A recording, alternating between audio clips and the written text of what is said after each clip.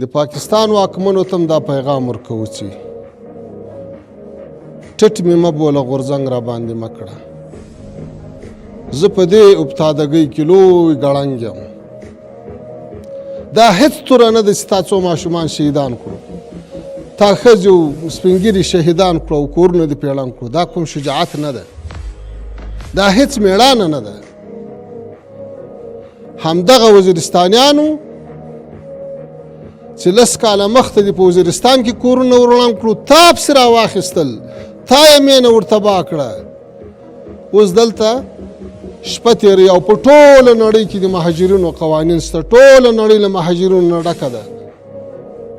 تاسې وګورئ د دنیا په څومره ملکو کې څو میلیونه مهاجرین ژوند کوي. دا ډېره لویه بې انصافي ده.